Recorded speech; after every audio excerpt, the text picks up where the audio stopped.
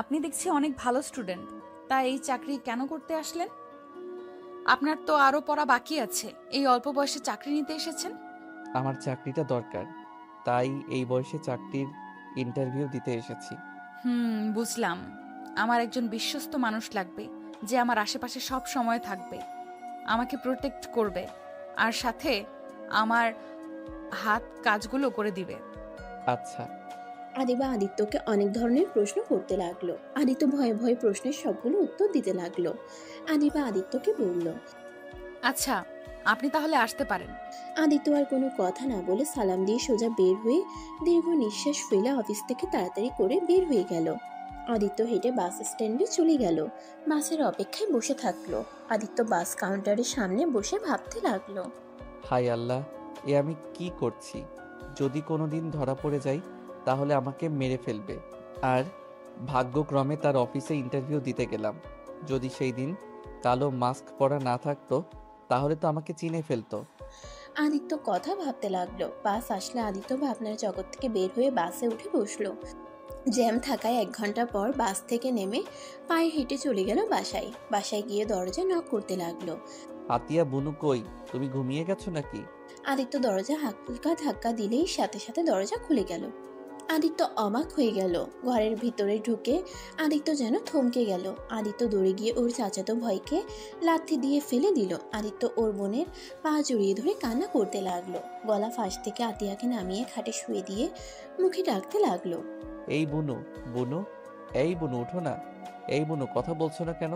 উঠো না। আদিত্য চিৎকার করে কান্না করতে লাগলো। আদিত্য ওর চাচাতো ভাইয়ের দিকে তাকাতেই ওর চাচাতো ভাই দৌড়ে পালাতে যাবে। তখনই আদিত্য ওর বোনকে দেখে দৌড়ে গিয়ে ওর চাচাতো ভাইকে ধরে মারতে লাগলো। ওর চাচাতো ভাই চিৎকার করে সবাইকে ডাকলে সবাই দৌড়ে আসে। আদিত্য রান্নাঘরের বটি নিয়ে এসেছে, সোজা ওর চাচাতো ভাইকে কোপাতে লাগলো। এইটা দেখে সবাই ভয়ে কেঁপে উঠলো। আদিত্য ওর চাচা চাচি আদিত্যকে থামানোর চেষ্টা করলো। আমাকে ছাড়েন, আপনার ছেলেকে আমি মেরে ফেলবো। আমার বোনকে ধর্ষণ করে মেরে ফেলেছে, আর আমি ওকে ছেড়ে দিব ভাবলেন কিভাবে? আদিত্য ওর চাচাতো ভাইকে আরেকটা কোপ দিতে যাবে, সাথে সাথে পুলিশ এসে আদিত্যকে ধরলো। আদিত্য চিৎকার করে কান্না করতে করতে বলল। স্যার, আমাকে ছেড়ে দেন, আমি ওকে মেরে ফেলবো। ওই আমার ছোট বোনকে মেরে ফেলেছে, আমি ওকে ছাড়বো না। সবাই রুমের ভিতরে গিয়ে আতিয়ার মৃত দেহ দেখে পুলিশরা আতিয়াকে আর আদিত্যকে নিয়ে চলে গেল, আর আদিত্যর চাচাতো ভাইকে হসপিটালে পাঠিয়ে দিল। আদিত্য আতিয়ার লাশ ধরে চিৎকার করে কান্না করতে লাগলো, আর আতিয়াকে জড়িয়ে ধরে বলল। এই বুনু, উঠো না। এভাবে চোখ বন্ধ করে আসো কেন? বুনু, চোখ খুলো দয়া করে। আমাকে ছেড়ে চলে যেতে পারো না? আদিত্য চিৎকার করে কান্না করতে লাগলো। 5 বছর পর আদিত্য জেল থেকে বের হয়ে চারিদিকে চোখ বুলিয়ে দেখতে লাগলো। আদিত্য সারা মুখে দাড়ি দিয়ে ভরে গেছে। আদিত্যকে চেনা যাচ্ছে না। আদিত্য জেলখানা থেকে সোজা বাড়িতে চলে গেল। বাড়িতে গিয়ে দেখে ঘরের টিলাগুলো ঝোল ধরে গেছে। সারা বাড়ি জঙ্গল দিয়ে ভরে গেছে। আদিত্যকে দেখতে সবাই এসেছে। সবাই আদিত্যকে দেখে নানা ধরনের কথা বলতে লাগলো। আদিত্য দরজা খুলে ভিতরে ঢুকে দেখে মাকড়সার জাল দিয়ে রুম ঢেকে গেছে। আদিত্য মাকড়সার জালগুলো সরিয়ে আতিয়ার ছবিটা আলমারি থেকে বের করে হু হু করে কেঁদে উঠল, আর বলতে লাগলো। আমার জন্য আজ তোমাকে হারিয়ে ফেললাম। কথায় আছে না, অন্যর সাথে অন্যায় করলে নিজের সাথে হয়। সেই দিন যদি আমি ওই ভুলটা না করতাম, আজ এমনটা হয়তো হতো না। আমার পাপের শাস্তি তোকে পেতে হলো রে বোন, আমাকে তুই ক্ষমা করে দিস। আদিত্য কথাগুলো বলে অঝোর ধারায় কান্না করতে লাগলো। অনেকক্ষণ কান্না করে ব্যাগের ছবিটা নিয়ে দরকারি কাগজপত্র তুলে কিছু শার্ট প্যান্ট তুলে বের হয়ে গেল। সবাই আদিত্যর দিকে তাকিয়ে আছে। আদিত্য 10 মিনিট হেঁটে বাস কাউন্টারে চলে গেল। বাসে উঠে ঢাকা চলে আসলো। আদিত্যর অনেক ক্ষুধা লাগলে পকেট থেকে 20 টাকা বের করে কলা পাউরুটি কিনে খেতে লাগলো। খাওয়া শেষ করে আদিত্য ফোন বের করে একজনকে কল দিল। কল রিসিভ হইলে ওই পাশ থেকে বলল। কে? ভাই, আমি আদিত্য। এটা তো আপনার নাম্বার, আপনি চিনতে পারছেন না? রাকিব চোখ ডোলে ফোনের দিকে তাকিয়ে বলল। ও আদিত্য, তুমি? ঘুমের ভিতরে নাম্বার দেখি নাই। আচ্ছা, তুমি কি সাড়া পেয়েছো? জি। তুমি এখন কোথায় আছো? জি, আমি বাস কাউন্টার থেকে নেমেছি, একটা দোকানে বসে আছি। আচ্ছা, তুমি বাস কাউন্টারের আশেপাশে থাকো, আমি মানুষ পাঠিয়ে দিচ্ছি। আচ্ছা ভাইয়া। আদিত্য বাস কাউন্টারের সামনে গিয়ে বসলো। অনেকক্ষণ অপেক্ষা করার পর আদিত্যকে কল দিলে আদিত্য রিসিভ করলে দুজন লোক এসে আদিত্যকে নিয়ে গেল। আদিত্যকে একটা বিশাল বড় বাড়ির সামনে নিয়ে গিয়ে গাড়ি থেকে নামিয়ে দিল। আদিত্য গেট দিয়ে ঢুকে রাকিবকে কল দিলে রাকিব রিসিভ করে বলল, সদর দরজার কাছে আসো। আপনি কোথায়? আমি বসার ঘরে আছি, তুমি আসো। আদিত্য কলটা কেটে সদর দরজার কাছে গিয়ে কলিং বেল চাপ দিতেই দরজা খুলে গেল। আদিত্যকে দেখে মেয়েটা ভিতরে নিয়ে গেল। ভিতরে যেয়ে রাকিব এসে হ্যান্ডশেক করলো। আদিত্যকে নিয়ে বসার ঘরে গেল। আদিত্যকে রাকিব ওর আব্বু আম্মুর সাথে পরিচয় করিয়ে দিতে যাবে। আদিত্য চমকে উঠল। আদিত্য কিছু বলার আগে রাকিবের আম্মু রাহেলা বেগম বলল, তুমি আমার ছেলেকে জেলের ভিতর অনেক যত্ন রেখেছিলে। তোমার কথা অনেক শুনেছি। তোমাকে কি বলে যে ধন্যবাদ দেব? তোমার সব ঘটনা শুনছি। সত্যি তোমার সাথে খুব খারাপ হয়েছে। আজ থেকে তুমি আমার এখানে থাকবে আর নিজেকে এখনই একা ভাববো না। আজ থেকে আমরা তোমার আপনজন। রাহেলা বেগমের কথা শুনে আদিত্যর চোখ দিয়ে কয়েক ফোঁটা পানি বের হইলে চোখ মুছে বলল, আপনাকে কিভাবে যে ধন্যবাদ দিব আমি ভাষা খুঁজে পাচ্ছি না। রাকিব ভাইয়ার থেকে শুনেছিলাম আপনাদের কথা।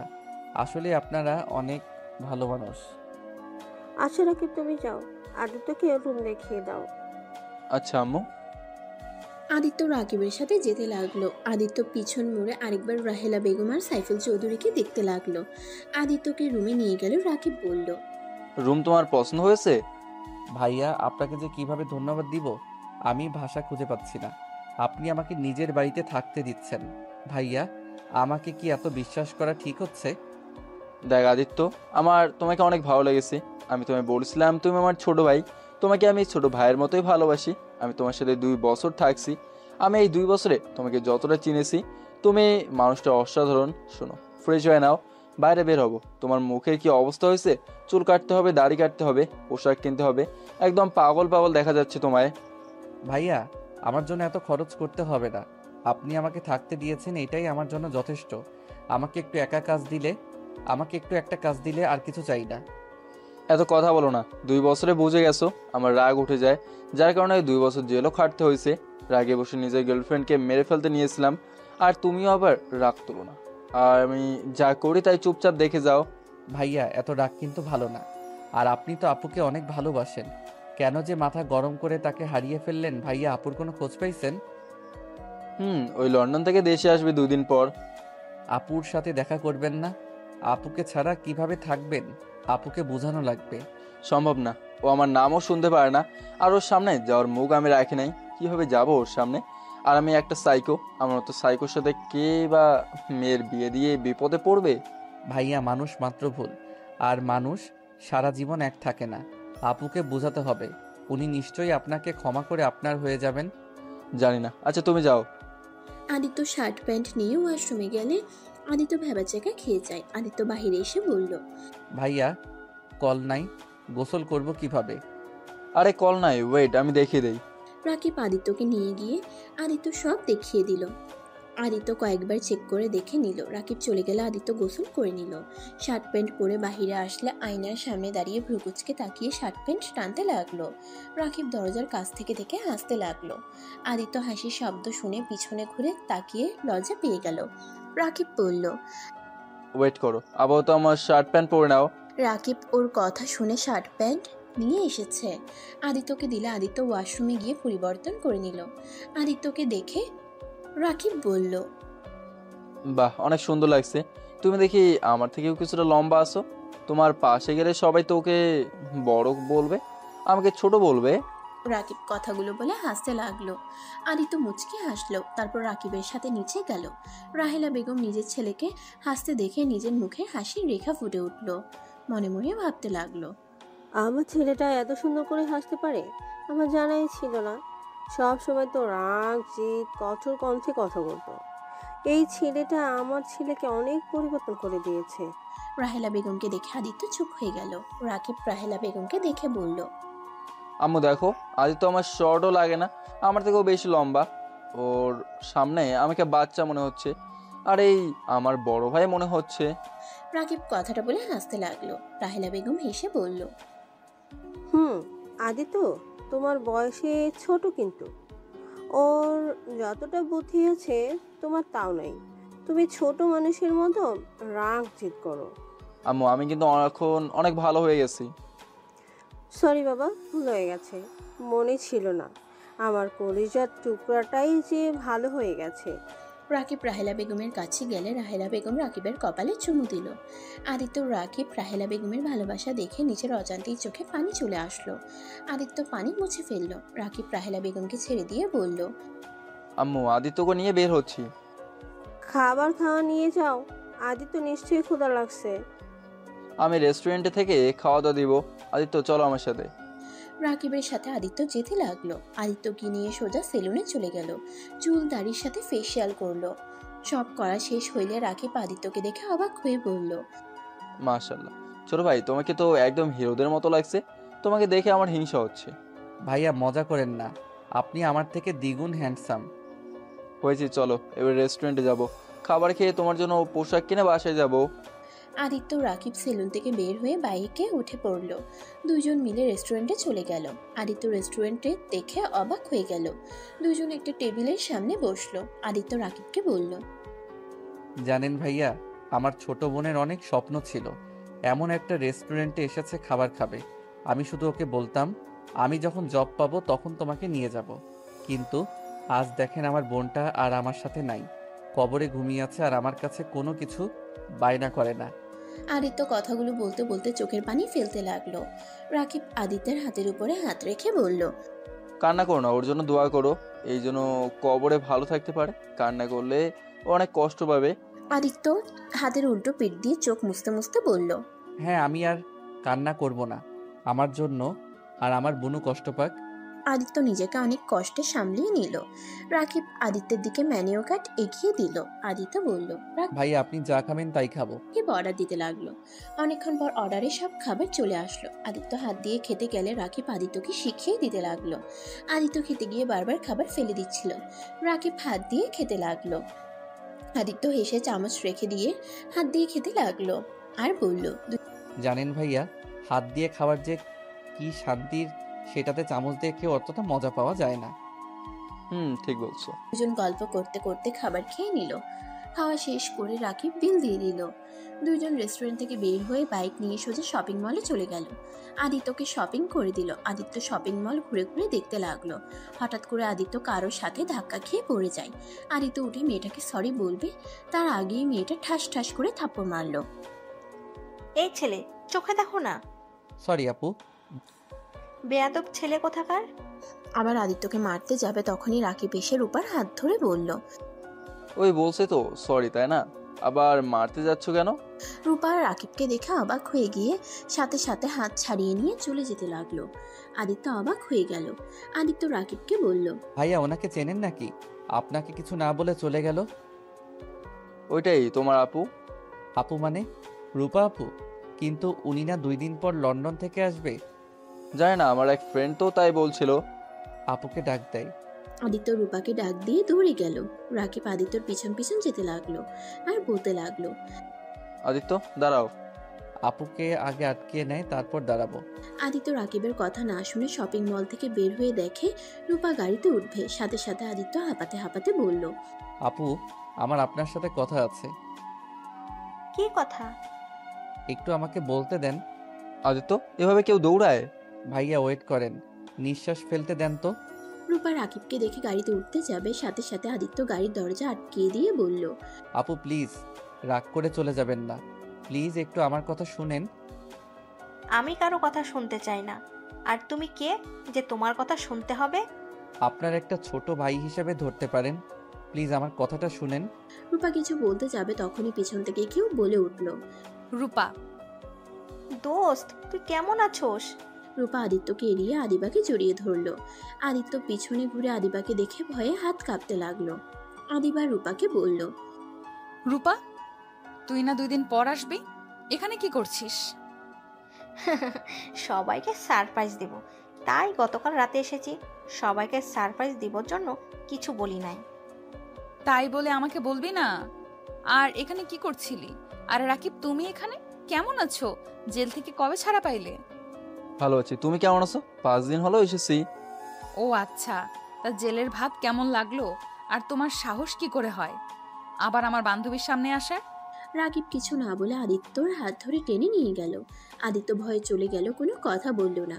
রাকিব আদিত্যকে এভাবে দেখে বলল, কি ব্যাপার, এভাবে কাঁপছো কেন? কিছু হয়েছে তোমার? না। রাকিব বাইকে উঠে পড়লে আদিত্য পিছনে উঠে বসলো। দুজন বাসায় চলে আসলো। আদিত্য রুমে এসে খাটে বসে ভাবতে লাগলো। আমাকে যেভাবে হোক ওনার কাছ থেকে ক্ষমা চাইতে হবে, না হইলে আমি কখনোই শান্তিতে ঘুমাতে পারবো না। আমার বোন শান্তি পাবে না। আমাকে যেভাবে হোক ওনার কাছ থেকে ক্ষমা চাইতে হবে। কিভাবে ওনার সাথে যোগাযোগ করব? যেভাবে হোক আমাকে ওনার সাথে কথা বলতে হবে, আর ওনার চেনটা ফিরিয়ে দিতে হবে। আদিত্য কথাগুলো ভাবছিল। রাকিব নিজের রুমে গিয়ে রূপার কথা ভেবে চোখ বেয়ে পানি ছড়াতে লাগলো। 8টার দিকে আদিত্য রাকিবের রুমে আসলে রাকিবের রুম অন্ধকার হয়ে আছে। আদিত্য লাইট চালিয়ে দিল। রাকিব উপর হয়ে শুয়ে আছে। আদিত্য রাকিবকে আস্তে আস্তে ডাকতে লাগলো। রাকিব ঘুম ঘুম চোখে খাটে বসে বলল, কিছু বলবেন? ভাইয়া, আপনি কি কান্না করছেন? ভাইয়া, কান্না না করে আপুকে বোঝানোর চেষ্টা করলে তো পারেন। আর আপু যদি আপনাকে সত্যিই ভালোবেসে থাকে, আমার বিশ্বাস লাস্টবারের মতো আপনাকে উনি ক্ষমা করে দিবে। আমি কোন মুখে ওর সামনে যাব? আমি ওকে গলার টেপে মেরে ফেলতে চাইছিলাম শুধুমাত্র অন্যজনের কথায় ওকে ভুল বুঝে। আমি কেমন ভালোবাসলাম ওকে যে আমি ওকে বিশ্বাস করতে পারলাম না। অন্য কারো কথায় ওকেও অবিশ্বাস করলাম। ভাইয়া, আপনি অন্যায় করছেন। আপনি তো 2 বছর জেলও খাটলেন। আপনার আম্মু আব্বু বা কেউ আপনার খোঁজ খবরও নেয় নাই, আপনাকে শাস্তি দিয়েছে।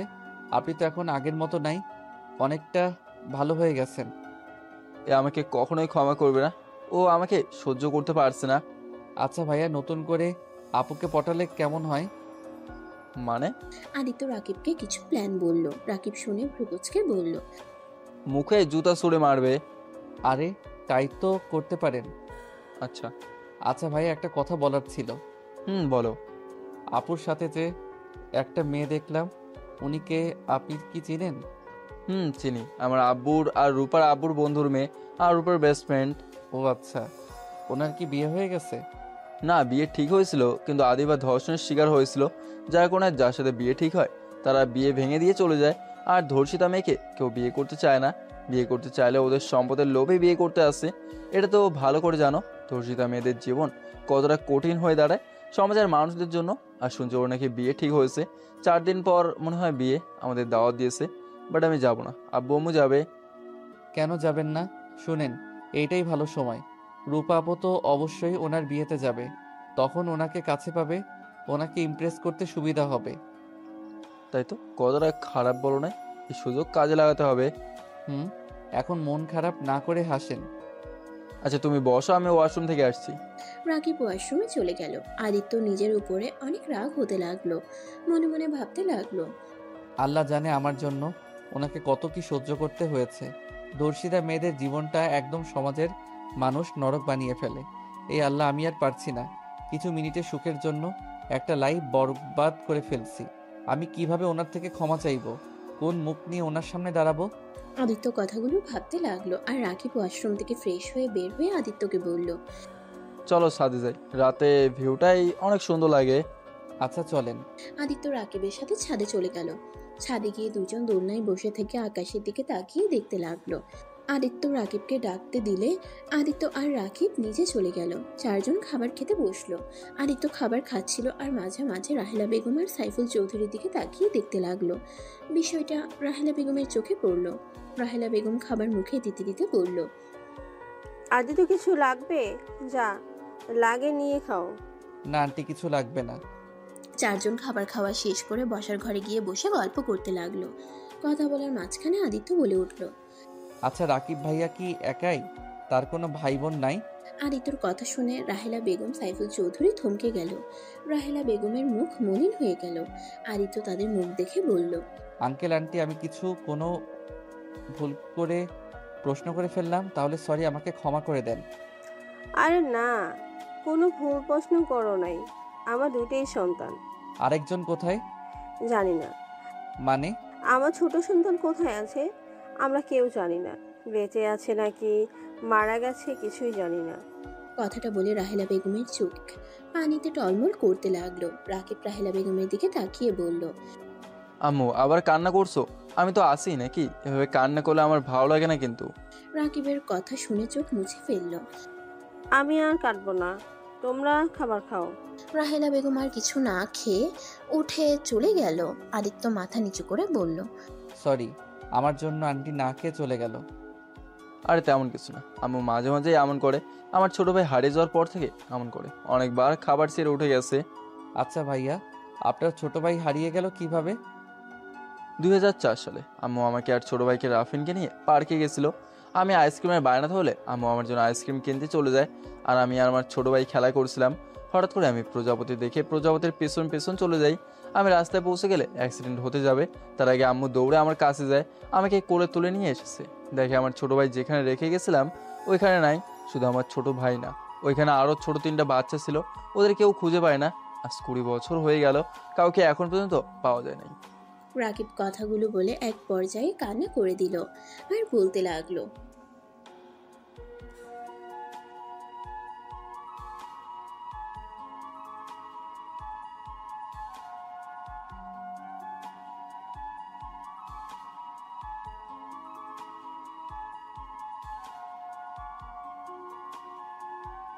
ভাইয়া কান্না করো না, এখানে তোমার কোনো দোষ নাই।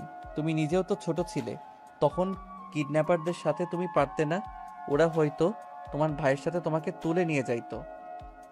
আমি জানি না, কিন্তু আমাকে নিয়ে গেলে তাও নিজের কাছে অপরাধী মনে হতো না। তিলে তিলে এভাবে শেষ হয়ে যেত হয়তো না। আদিত্য রাকিবকে সান্ত্বনা দিতে লাগলো, সাথে সাইফুল চৌধুরীও দিতে লাগলো। রাকিব ওর আব্বুকে জড়িয়ে ধরে কান্না করতে লাগলো। আদিত্য একটা প্লেটে খাবার বেড়ে রাহেলা বেগমের রুমের দিকে যেতে লাগলো। রাকিব, সাইফুল চৌধুরী অবাক হয়ে গেল। আদিত্য রাহেলা বেগমের রুমে গিয়ে বলল, আন্টি। আদিত্য কিছু বলবে? আদিত্য রাহেলা বেগমের কাছে গিয়ে বসে চোখের পানি মুছে দিয়ে খাবারের লোকমা মুখে তুলে দিয়ে বলল, আন্টি কান্না করবেন না, আজ থেকে আমি আপনার ছোট ছেলে। আপনি মোটেও ভাববেন না আপনার ছোট ছেলে হারিয়ে গেছে। আদিত্যর কথা শুনে রাহেলা বেগম আরো ইমোশনাল হয়ে আদিত্যকে জড়িয়ে ধরলো। আদিত্যর কপালে চুমু দিল। আদিত্য রাহেলা বেগমকে খাবার খাওয়াই দিল। দুজনের ভিতরে ভালো একটা সম্পর্ক হয়ে গেল। 4 দিন পর, ভাইয়া উঠেন, আম্মু আব্বু ডাকছে, তাড়াতাড়ি উঠে বিয়ে বাড়িতে যেতে হবে তো। আমাকে ঘুমাতে দাও, পরে যাব, এখন যাব না। ভাইয়া আমাদের কাজ কি ভুলে গেছেন? রূপা আপুকে ইমপ্রেস করতে হবে তো। আদিত্যর কথা শুনে রাকিব লাফ দিয়ে উঠে তাড়াতাড়ি করে ফ্রেশ হতে চলে গেল। রাকিব তাড়াতাড়ি করে রেডি হয়ে নিল। রাকিব আদিত্য একসাথে নিচে গেলে রাহেলা বেগম বলল, মাশাআল্লাহ, আমার ছেলে দুইটাকে পাঞ্জাবিতে অনেক সুন্দর লাগছে, কারণ নজর না লাগে। রাহেলার কথা শুনে 4 জন হেসে উঠল। তারপর বাসা থেকে বের হয়ে গাড়িতে উঠে পড়ল। 20 মিনিট বিয়ের রিসেপশন চলে গেল, সবাই নাচ গান করছে। আদিত্য রাকিব রূপাকে খুঁজতে লাগলো। খুঁজতে খুঁজতে রূপাকে ছাদে পেল। রাকিব আদিত্যকে সামনে এগিয়ে দিলে আদিত্য রূপার কাছে গিয়ে বলল, আসসালামু আলাইকুম আপু, কেমন আছেন? রূপা কারো কণ্ঠ পেয়ে পিছনে ঘুরে তাকিয়ে দেখে আদিত্য। রূপা আদিত্যকে বলল, ওয়ালাইকুম সালাম, তুমি এখানে কি করছো? জি আপু, আমি ভাইয়াদের সাথে এসেছি। ভাইয়া? রাকিব তোমার কেমন ভাই? কলিজার ভাই। যাই হোক, ওইসব বাদ দেন।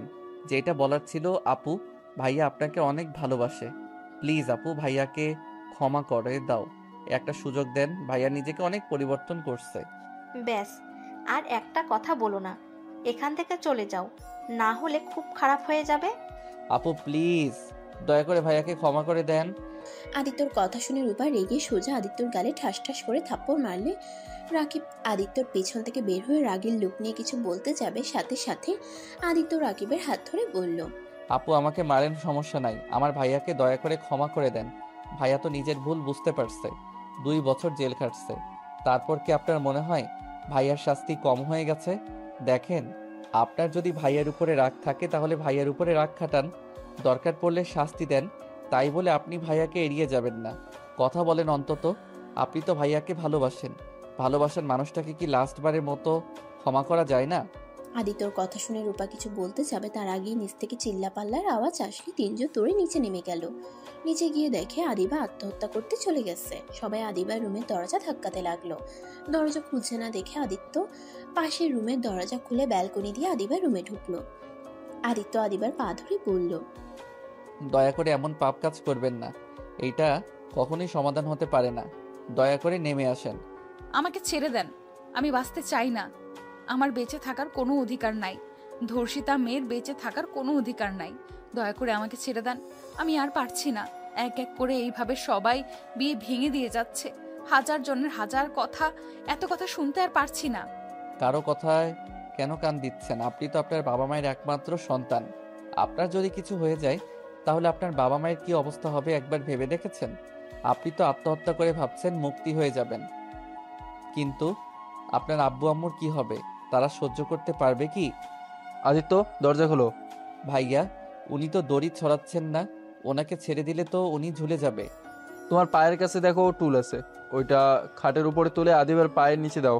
আদিত্য রাকিবের কথা শুনে পা দিয়ে টুলটা নিয়ে আসতে লাগলো, আর ওইদিকে আদিবার আব্বু আম্মু কান্নায় ভেঙে পড়তে লাগলো, আর সবাই আদিবাকে নেমে পড়তে বসতে লাগলো। আদিত্য অনেক কষ্টে টুলটা নিয়ে আদিবার পায়ের কাছে দিয়ে দরজা খুলতে যাবে, সাথে সাথে আদিবা পায়ের কাছ থেকে টুল ছড়িয়ে ঝুলে পড়ে। আদিত্য দরজা খুলে দিলে সবাই রুমে ঢুকে পড়ে। আদিবার আব্বু আম্মু আদিবার হাত জড়িয়ে ধরে কান্না করতে লাগলো আর বলতে লাগলো, আদিবা এমন কাজ করো না। কে কি বলো, ওইটা কানে নিচ্ছ কেন? কে তোমাকে বিয়ে করলো বা করলো না ওইটা দেখার বিষয় না। আদিবা, আমাকে ছেড়ে চলে যাও না। রাকিব রূপা মিলে আদিবাকে নামিয়ে নিল। আদিবা জোরে জোরে কাঁদতে লাগলো। আদিত্যর নিজের উপরে অনেক রাগ হতে লাগলো। আদিত্য সহ্য করতে না পেরে আদিবার কাছে গিয়ে আদিবার হাত শক্ত করে জড়িয়ে ধরে বলল, আমি আপনাকে বিয়ে করতে চাই। আমি আপনাকে কথা দিচ্ছি, এই 5 বছর যতটা কষ্ট সহ্য করছেন আমি আপনাকে সম্পূর্ণ ভালোবাসা দিয়ে সব ভুলিয়ে দেওয়ার চেষ্টা করব। দয়া করে আমাকে একটা সুযোগ দেন আপনাকে ভালোবাসার। আমি আপনার লাইফটা পরিবর্তন করে দিতে চাই। প্লিজ এইভাবে ভেঙে পড়বেন না। আদিত্যর কথা শুনে সবাই অবাক হয়ে যায়। আদিবার আব্বু আম্মু অবাক হয়ে আদিত্যর দিকে তাকালে রাহেলা বেগম বলল, কি? আদিত্য তুমি বিয়ে করবে মানে? আদিবা তোমার বড় আপুর মতো। আম্মু, বয়স কোনো ব্যাপার না। আঙ্কেল আন্টি, আপনাদের কাছে আপনার মেয়েকে আমি চাচ্ছি। আমি একটা বেকার ছেলে আর আমি গরিব ঘরের সন্তান। আমি আপনার মেয়েকে বিয়ে করতে চাই। আমি জানি ছোট মুখে বড় কথা হয়ে যাচ্ছে, কিন্তু সত্যি আমি আপনার মেয়েকে বিয়ে করতে চাই। আমি আপনার মেয়েকে হয়তো বড়লোকদের মতো টাকা পয়সা দিয়ে ভরিয়ে দিতে পারবো না, কিন্তু ভালোবাসার সম্মান দিয়ে রাখতে পারবো। একবার আমাকে বিশ্বাস করে দেখেন, আমি যদি আপনার মেয়েকে অসুখে রাখি তাহলে আপনারা আমাকে মেরে ফেলেন, আমার কোনো আফসোস থাকবে না। আদিত্যর কথা শুনে সবাই কানাঘুষা করতে লাগলো।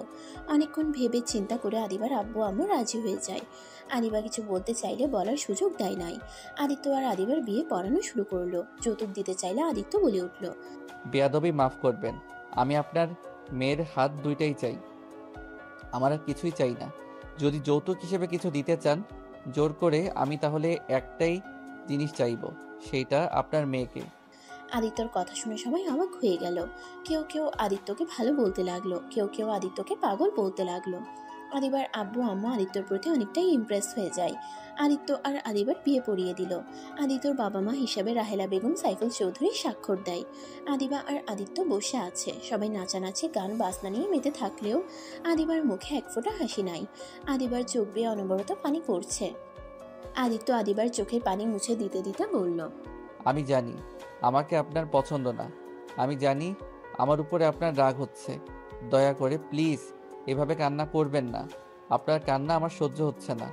আমি একবার যখন আপনার হাত ধরেছি তখন আমার মৃত্যুর আগ পর্যন্ত আপনার হাত ধরে বাঁচতে চাই। এই হাত কখনোই আপনার হাত ছেড়ে দিবে না। আদিত্যর কথা শুনে আদিবা কিছু বলল না, চুপ করে বসে থাকলো। আদিত্য আদিবার জন্য বাসর ঘর সাজানো হইলে আদিবা আর আদিত্যকে নিয়ে বাসর ঘরে দিয়ে আসলো। আদিত্য দরজা লাগিয়ে দিলে আদিবা আদিত্যকে বলল, তুমি কি পাগল? আমার মতো ধর্ষিতা মেয়েকে কেন বিয়ে করলে? বিয়ে তো করলে, আবার যৌতুক পর্যন্ত নিলে না। তুমি আমাকে কেন দয়া করলে? আমি তোমায় দয়া করি না, আমি আমার ভুল শোধরানোর জন্য তোমায় বিয়ে করছি। মানে? আদিত্য আদিবাকে সত্যি বলতে যাবে তখনই ভাবতে লাগলো। কি হলো? কি ভাবো এইভাবে? আমি যদি সত্যি বলি তাহলে উনি অনেক কষ্ট পাবে। না থাক, সময় হইলে ওনাকে সব সত্যি কথা বলে দিতে হবে। আমি চেয়েছিলাম আমি জীবনে বিয়ে করলে একটা ধর্ষিতা মেয়েকে বিয়ে করব। অবহেলিত মেয়েদের বিয়ে করার ইচ্ছে ছিল, সেইটা পূর্ণ হয়ে গেল। আমি দেখেছি অবহেলিত মেয়েরা স্বামীদের অনেক ভালোবাসে, তাই ছোটবেলা থেকে এই শখটা জেগেছিল। এটা কোনো কথা? আমি যদি তোমাকে না ভালোবাসি? তুমি আমার স্ত্রী, সেখানে তুমি এখন ভালো না বাসলে একদিন না একদিন আমায় তুমি ভালোবাসবে। আমি সেই দিনের অপেক্ষায় থাকবো। শোনো, বাস্তব দুনিয়ায় চলার চেষ্টা করো, কল্পনার দুনিয়ায় চলো না। আমি বাস্তব দুনিয়াতে আসি। যাই হোক, আজকে আমাদের বাসর রাত, আর আপনি কি এলোমেলো কথা বলা শুরু করছেন? বাসর রাত নিয়ে কত স্বপ্ন ছিল। বউ ঘোমটা দিয়ে বসে থাকবে, আমি গিয়ে বউয়ের ঘোমটা খুলে কপালে চুমু দিয়ে প্রশংসা করব, তা তো কিছুই হলো না। উল্টা বউ আমাকে জেরা করা শুরু করে দিয়েছে। আদিত্যর কথা শুনে আদিবার হাসি পেল, কিন্তু হাসলো না, হাসি আটকিয়ে বলল, এত যে বড় বড় কথা বলছো, এখন যদি বলি তুমি আমাকে টাচ করতে পারবে না, আমি তোমাকে অনুমতি দিলাম না, তখন তুমি কি করবে? বউ অনুমতি না দিলে সেখানে তো আর কিছু করার নাই। জোর করে তো আর বউকে টাচ করা যাবে না। গুড, যাও ঘুমিয়ে পড়ো, আমার অনেক ঘুম পাচ্ছে। ঘুমালে আবার আত্মহত্যা করবেন না তো? কি মনে হয়? কি আর মনে হবে, যারা একবার আত্মহত্যা করতে যায় তাদের পিছনে শয়তান লেগে পড়ে সবসময় কুপরামর্শ দিবে। রাগ হইলে কষ্ট পারলে বলবে এত কষ্ট সহ্য করে কি হবে, আত্মহত্যা করো, সবাইকে মুক্তি করে দে, তোকে কেউ ভালোবাসে না। আদিত্যর কথা শুনে আদিবা পিছনে ঘুরে মিটিমিটি হাসতে হাসতে ওয়াশরুমে চলে গেল। আদিত্য বিছানার উপরে বসে নিচের দিকে তাকিয়ে থেকে মনে মনে ভাবতে লাগলো, আপনার মুখে আমি হাসি ফুটাবো, আমার জন্য আপনার মুখের হাসি চলে গেছে। আমি আপনাকে আগের মতো স্বাভাবিক করে দিব, যেভাবে হোক আপনাকে আমার ভালো রাখতে হবে। আদিত্য ওর পকেট থেকে ওর বোনের ছবি বের করে বুকে জড়িয়ে চোখের পানি ফেলতে লাগলো আর ভাবতে লাগলো, বোন রে, তোমাকে যে আমি খুব মিস করছি। বোন, তুমি কি দেখতে পারছো, আমি আমার ভুল শুধরানোর জন্য ওনাকে বিয়ে করেছি। আমি জানি না উনি যখন সত্যিটা জানতে পারবে আমাকে ক্ষমা করে দিবে কিনা। ওয়াশরুমের দরজা খোলার শব্দ পেয়ে আদিত্য সাথে সাথে চোখ মুছে ছবিটা পকেটে রেখে দিল। আদিবা আদিত্যকে দেখে বলল, আচ্ছা, একটা কথা বলো তো, জি বলেন। তোমার কণ্ঠটা কেমন জানি চেনা চেনা লাগে, কোথায় যেন শুনেছি। আর তোমাকে কি আগে আমি দেখেছি? আদিত্য আদিবার কথা শুনে ভয় পেয়ে গেল, ঢুক গিলতে লাগলো। আদিবা প্রকুচকে তাকিয়ে বলল, কি হলো, কথা বলছো না কেন? মানে হ্যাঁ, আমাকে তুমি আগে দেখছো। আমি তোমার অফিসে ইন্টারভিউ দিতে এসেছিলাম 5 বছর আগে, এই জন্য হয়তো আমার কণ্ঠ চেনা চেনা লাগছে। ও আচ্ছা, আমার ঠিক মনে পড়ছে না, হয়তো হতে পারে 5 বছর আগের কথা, তাই খেয়াল হয়নি। ও আচ্ছা। আচ্ছা যাও, ফ্রেশ হয়ে নাও। আদিত্য ওয়াশরুমে চলে গেল। আদিবা খাটের এক পাশে শুয়ে ভাবতে লাগলো, এই ছেলেটা আমাকে কেন বিয়ে করলো? আমার অফিসে একবার ইন্টারভিউ দিতে এসেছে, আবার সম্পদের লোভ থাকলে যৌতুকও নিল না। কিছু তো বুঝতে পারছি না, ওর মাথায় কি চলছে। নাকি আল্লাহর কাছে একটা ভালো স্বামী চেয়েছিলাম জন্য কি আমার জন্য ওকে পাঠিয়েছে? আদিবা ভাবতে ভাবতে ঘুমিয়ে পড়ল। আদিত্য ওয়াশরুম থেকে বের হয়ে পাঞ্জাবিটা খুলে স্যান্ডো গেঞ্জি পরে শুয়ে পড়ল। আদিবার দিকে কিছুক্ষণ তাকিয়ে থেকে লাইটটা অফ করে ঘুমিয়ে পড়ল। সকালে ঘুম ভাঙতেই দেখতে পায় আদিবা ওর বুকের উপরে মাথা দিয়ে শুয়ে আছে। আদিত্য একটু নড়ে উঠলে আদিবার ঘুম ভেঙে যায়। আদিবা চোখ খুলতেই আদিত্য চোখ বন্ধ করে ফেলল। আদিবা নিজেকে আদিত্যর বুকে দেখে লজ্জা পেয়ে গেল, সাথে সাথে উঠে পড়ল।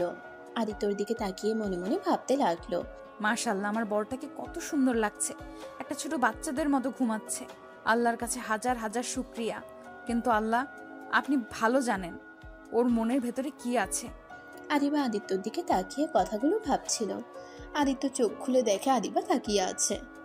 আদিত্য আবার চোখ বন্ধ করে নিলে আদিবা ভ্রুকুচকে তাকিয়ে বলল, তার মানে তুমি আমাকে ইচ্ছে করে নিজের বুকের সাথে জড়িয়ে ধরেছিলে, আমাকে ঘুমের ভেতরে পেয়ে আমার সাথে? ছি! আদিবার কথা শুনে আদিত্য লাফ দিয়ে উঠে ভয়ে ভয়ে বলল, বিশ্বাস করো, আমি কিছু করি নাই, আল্লাহর কসম। আমি তোমায় ইচ্ছে করে বুকে টেনে নেই নাই, আমি তো ঘুমিয়ে গেছিলাম। ঘুম ভাঙলে দেখি তুমি শুয়ে আছো আমাকে জড়িয়ে ধরে। তোমাকে নড়তে দেখে ভয়ে চোখ বন্ধ করে নিয়েছিলাম, যাতে তুমি আমায় ভুল বুঝতে না পারো। ওকে, বিশ্বাস করলাম। যদি ভুলেও ঘুমের ভেতরে আমাকে টাচ করার চেষ্টা করো তাহলে তোমার খবর আছে বলে দিলাম। আদিবা কথাটা বলেই খাট থেকে নেমে মিটিমিটি হাসতে লাগলো আর মনে মনে বলতে লাগলো, বরটা কি ভয়টাই না পেয়ে গেছে, মুখটা দেখার মতো ছিল। আদিবা ওয়াশরুমে চলে গেল। আদিত্য খাটের উপরে বসে পড়ল। আদিবা গোসল করে আসলো। আদিবা তোয়ালা পিছিয়ে আসলে আদিত্য সাথে সাথে চোখ সরিয়ে নিল। আদিবা ড্রেসিং টেবিলের সামনে গিয়ে হেয়ার ড্রায়ার দিয়ে চুল শোকাতে লাগলো। আদিত্য আর চোখে তাকিয়ে দেখতে লাগলো। আদিবা আয়নায় আদিত্যকে আর চোখে তাকাতে দেখে মিটিমিটি করে হাসতে লাগলো আর ভাবতে লাগলো, দেখবো কি করে, কতক্ষণ নিজেকে কন্ট্রোল করে রাখো? আমার অনুমতি ছাড়া কতক্ষণ নিজেকে ধরে রাখতে পারো? আদিবা চুল শুকিয়ে আদিত্যর দিকে ভ্রুকুচকে তাকিয়ে বলল। এভাবে কি দেখছো? আদিবার কথা শুনে আদিত্য থতমত খেয়ে গেল। আদিত্য তোতলাতে তোতলাতে বলল। কই কি দেখছি? আমি তো দেখলাম তুমি আমার দিকে তাকিয়েছিলে। হ্যাঁ তাকাইছি, তো কি হয়েছে? আমি তো আর আপনাকে ধরি নাই। আর আপনি এভাবে একটা ছেলে মানুষের সামনে থাকলে যে কোনো ছেলের আদর করতে ইচ্ছে করবে। আদিত্য কথাটা বলে সাথে সাথে মুখ চেপে ধরল। আদিবা প্রকুচকে তাকাতেই আদিত্য দৌড়ে ওয়াশরুমে চলে গেল। আদিত্যকে দৌড়ে যেতে দেখে হাসতে লাগলো আদিবা। হাসি থামিয়ে শাড়ি পরতে লাগলো। আদিত্য ওয়াশরুম থেকে বের হয়ে দেখে আদিবা শাড়ির কুচি সামলাতে পারছে না। আদিত্য গিয়ে আদিবার কুচি ধরে ঠিক করে দিতে লাগলো। আদিবা মুচকি হাসি দিল। আদিত্য বসা থেকে উঠতেই আদিবা হাসি থামিয়ে গম্ভীর গলায় বলল। কি ব্যাপার? তুমি গোসল না করে সবাইকে বোঝাতে চাও নাকি যে আমি তোমাকে আমার কাছে আসতে দেই নাই? আমার কোনো পোশাক নিয়ে আসি নাই। কে জানতো আপনার বিয়ে খেতে এসেছে আপনাকে বিয়ে করে ফেলবো। আপনি গোসল করেন গা, যান। আমি অলরেডি আপনার জন্য শার্ট প্যান্ট অর্ডার দিয়েছি। এখন লাগবে কিনা সেটাই চেক করতে হবে। রাকিবের মাপে কি আপনার হয়? তুমি আবার আমার সাথে তাল মিলিয়ে আপনি আপনি করছো কেন? আর রাকিব ভাইয়ার মাপ তুমি জানো কিভাবে? তুমি আপনি বলবে আর আমি বললেই দোষ? আর রাকিব আমার বেস্টুর বয়ফ্রেন্ড। মাঝে মাঝে ওর জন্য শার্ট প্যান্ট কিনতে গেছি, তাই সেখান থেকে আমার মুখস্থ আছে। ও আচ্ছা। যাও এখন গোসল করে আসো। ওই তো পার্সেল মনে হয় চলে এসেছে। আদিবা ওয়াশরুমে চলে গেল। আদিবা দরজা খুলে দেখে রাকিব রূপা দাঁড়িয়ে আছে। রাকিব আদিবার দিকে তাকিয়ে বলল। তোকে কি বলবো রে? তোর যেটা মন চায় ওইটাই ডাক। তোরা দুইজন একসাথে কাহিনী কি? তোর পার্সেল দিতে এসেছিলাম, এখানে আবার এটা কেন এসেছে আমি কি জানি। আমার ছোট ভাইয়ের সাথে দেখা করতে আসছি। ভাব। আচ্ছা দুইজন বসেক। রাকিব খাটে বসলে আদিবা পার্সেল দিতে দিতে রাকিবের কোলে বসে পড়ে। আদিবা হাসতে লাগলে রূপার সাথে সাথে কোল থেকে নেমে রাকিবকে মারতে লাগলো। রাকিব রূপাকে ধরে বলল। আর আমি কি ইচ্ছে করে তোমাকে কোলে বসেছি নাকি? তুমি নিজেই তো আমার কোলে বসেছো। তুই দেখলে আমি বসছি, তাহলে তুই সরে গেলি না কেন? আরে ভাবার কই সুযোগ দিলে যে সরে যাবো নাকি থাকবো? দুইজন থাম। আদিত্য তোয়ালা পরে ওয়াশরুম থেকে বের হয়ে দেখে রাকিব আর রূপা। আদিত্যর দিকে তাকিয়ে রূপা বলল। বাহ আদিবা, তোর জামাই তো কত কিউট রে। কথাটা বলে লজ্জায় মুখ বানালে আদিবা রেগে আদিত্যর দিকে পার্সেল ছুঁড়ে মেরে বলল। নিজের শরীর সবাইকে দেখানোর খুব ইচ্ছা জাগছে তাই না? যাও ভেতরে, যত সব। আদিত্য পার্সেলটা নিয়ে ওয়াশরুমে চলে গেল। আদিবাকে রেগে যেতে দেখে রূপা হাসতে হাসতে বলল। বাহ বাহ, বান্ধবী দেখি জামাইয়ের দিকে কারো নজর দিতে দিবে না। দোস্ত, আর কাউকে জামাইয়ের ভাগ দিস বা না দিস, আমাকে দিস তাহলে চলবে। রূপা রাগ তুলিস না। আমার জামাইয়ের দিকে নজর দিলে খবর আছে। তোর বয়ফ্রেন্ডের দিকে আমি কোনোদিন নজর দিয়েছি? দেশ নাই, ওটা তোর ভুল। তাই বলে আমি যে দেব না এটা তো হতে পারে না। রূপা বাজে কথা বলবে না। আদিত্য তোমার দেবর হবে, তাই ওকে নিয়ে মজা করা বন্ধ করো। কিসের দেব? ওই আমার জামাই হবে। রাকিব রেগে যেতে লাগলো, সাথে আদিবাও রেগে গেল। দুজনকে রাখতে দেখে রূপা মনে মনে অনেক হাসতে লাগলো। আদিত্য ওয়াশরুম থেকে বের হয়ে দেখে রাকিব রেগে আছে। আদিত্য তাড়াতাড়ি করে গিয়ে রাকিবকে ধরে বলল। ভাইয়া কি হয়েছে, এত রাগ করছো কেন? ভাইয়া তোমাকে না বললাম মাথা ঠান্ডা রাখতে? আদিত্যকে রাকিব ধাক্কা দিয়ে সরিয়ে দিয়ে বলল। তুমি আর একটা কথা বলবে না। আমার ভালোবাসাকে তুমি নিয়ে নিচ্ছ। এই কয়েকদিনে আমার আব্বু আম্মুর মনে অনেকখানি জায়গা করে নিয়েছো, আবার আমার ভালোবাসার মানুষটার দিকে নজর দিচ্ছ। রাকিব আদিত্যকে আর কিছু বলতে না দিয়ে হানহান করে চলে গেল। আদিত্য থ হয়ে দাঁড়িয়ে থেকে রাকিবের চলে যাওয়ার দিকে তাকিয়ে দেখতে লাগলো। আদিত্য রূপার দিকে তাকিয়ে বলল। আপু আমি আপনার সাথে কি করছি? আপনি ভাইয়াকে কি বলছেন? আমি তো আপনাকে নিজের বড় বোনের মতো দেখি। আরে কিসের বড় বোন? আমাকে বইয়ের নজরে দেখতে পারো। আদিবা আরো রেগে গেল। রেগে রূপার সামনে আদিত্যকে ধরে ঠোঁটে কিস করে দিল। আদিত্য রূপা অবাক হয়ে গেল। আদিত্য চোখ বড় বড় করে ফেলে। আদিবা 2 মিনিট পর ছেড়ে দিয়ে আদিত্যকে শক্ত করে জড়িয়ে ধরে বলল। আদিত্য শুধু আমার স্বামী, আর কারো না। আমার স্বামীর দিকে যে নজর দিবে আমি তার চোখ তুলে ফেলবো। আদিত্য আদিবার কথা শুনে ইমোশনাল হয়ে গেল। আদিত্য আদিবার দিকে তাকিয়ে ভাবতে লাগলো। আমাকে নিয়ে তুমি এমন পাগলামি করছো? যখন জানতে পারবে আমি কোনো ভালো ছেলে না, আমি তোমার জীবনটা বরবাদ করে দেওয়ার সেই মানুষটা, আমায় তুমি তখন ঘৃণা করবে। আমাকে এতটা ভালোবাসা তখন আর হয়তো দিবে না। রূপা আদিবার পাগলামি দেখে হাসতে লাগলো। আদিবা রূপাকে দেখে হাসতে হাসতে বলল, তোর কি মনে হয় আমি তোর জামাইয়ের দিকে নজর দেব? আরে আমি তো রাকিব আর তোকে একটু জেলাসি করাচ্ছিলাম। শোন, তুই ভালো করে জানোস আমার মন প্রাণ জুড়ে শুধুমাত্র রাকিব, আর কেউ নাই। আর জায়গা আমি কাউকে দিতেও পারবো না। আর আদিত্য তো আমার ছোট ভাইয়ের মতো, আর তার উপরে আবার তোর স্বামী, সেখানে আমি ওর দিকে নজর কিভাবে দিই বলতো? রূপার কথা শুনে আদিত্য অনেকটাই খুশি হলো আর আদিবা লজ্জায় পড়ে গেল। আদিবা রূপাকে বলল, সরি। থাক, সরি বলতে হবে না। আর আদিত্য, তোমার ভাইকে বলো না আমি যে ওকে এখনো ভালোবাসি, তাহলে আবার আমার উপরে অধিকার খাটাতে আসবে। আপু, ভাইয়া আপনাকে অনেক ভালোবাসে। ভাইয়া এখন আর আগের মতো কথায় কথায় রেগে যায় না। আপু, ভাইয়াকে আর কষ্ট দিয়েন না। ভাইয়াকে ক্ষমা করে দেন। সময় হলেই দেব। ওকে আরও নিজেকে পাল্টাতে হবে। হ্যাঁ, ও আগের থেকে এখন সত্যি অনেক পাল্টে গেছে। কারণ এখন যদি আগের রাকিব হতো, রেগে আমার গলা চেপে ধরতো তোমাকে নিয়ে এইসব কথা বলার জন্য। কিন্তু ও নিজেকে অনেকটাই কন্ট্রোল করে চলে গেছে। কিন্তু আরও পরিবর্তন হতে হবে। আপু, বেশি পরিবর্তন করতে গিয়ে আবার যেন হারিয়ে ফেলেন না।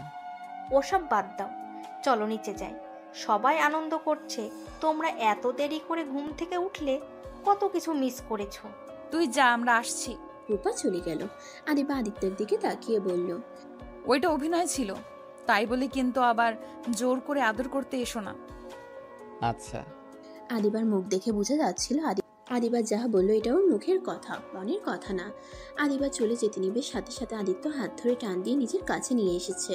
ঠোঁটের সাথে ঠোঁট বসিয়ে দিল। আদিবা প্রথমে নিজেকে আদিত্য থেকে সরিয়ে নেওয়ার চেষ্টা করলে আদিবা পরে আর পারে না। আদিত্য ঠোঁট চুষতে লাগলো। আদিত্য মিটিমিটি হাসতে লাগলো আর মনে মনে ভাবতে লাগলো, আমি বুঝতে পারছিলাম তুমি আমার কি থেকে কি চাচ্ছ। তুমি হইলে এমন মানুষ, নিজের ইচ্ছেটা মুখে প্রকাশ করতে পারো না। তোমার না কথা মানে তুমি ওইটা চাও। আস্তে আস্তে আমি তোমাকে বোঝার চেষ্টা করব। আদিত্যর নিঃশ্বাস বন্ধ হয়ে আসতে নিলে আদিবাকে ছেড়ে দিলে দুজন জোরে জোরে নিঃশ্বাস নিতে লাগলো। আদিবা রাগ দেখাতে যাবে, আদিত্যর সাথে সাথে গালে চুমু দিয়ে দৌড়ে পালিয়ে গেল। আদিবা হাসতে লাগলো। আদিবার রুম থেকে বের হয়ে গেল। আদিত্য সবার সাথে বসে গল্প করছে। কিছু মেয়েরা আদিত্যকে ধরে নাচতে লাগলে আদিবার রাগে লোক নিয়ে তাকাতেই আদিত্য চোখ গেলে সাথে সাথে বসে পড়লো। রূপা ব্যাপারটা দেখে মিটিমিটি করে হাসতে লাগলো। আদিত্যকে আবার নিয়ে যেতে নিবে। আদিত্য বলল, আপনারা নাচেন, আমি দেখি।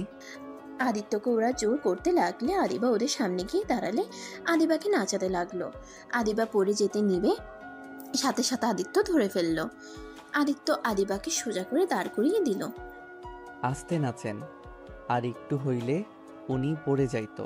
আদিত্যর কথা শুনে সবাই হাসতে লাগলো আর বলতে লাগলো, আর সবাই মজা করে অনেক কিছু বলতে লাগলো। আদিবা লজ্জা পেয়ে গেল। আদিবার হাত ধরে ওর এক কাজে নাচতে গেলে আদিত্যর রাগ উঠে গেল আদিবাকে টাচ করতে দেখে। আদিত্য আদিবা আর আদিবার কাজিনের মাঝখানে গিয়ে আদিবার হাত ধরে নাচতে লাগলো আর কানে কানে বলল, আপনি ওনার সাথে কেন নাচলেন? আরে রেগে যাওয়ার কি আছে, ওইটা আমার কাজিন হয়তো। যে না সেই হোক্কা, আমার বউকে অন্য কেউ টাচ করতে পারবে না। রাকিবের সাথে থেকে কি তোমার মাথা গেছে নাকি? কেন ভাইয়া, কি করছে? রাকিব রূপাকে কারোর সাথে সহ্য করতে পারে না, ছোট ছেলেদের সাথেও ঝগড়া লাগিয়ে দেয়, আর তুমি দেখছি ওর মতো করছো।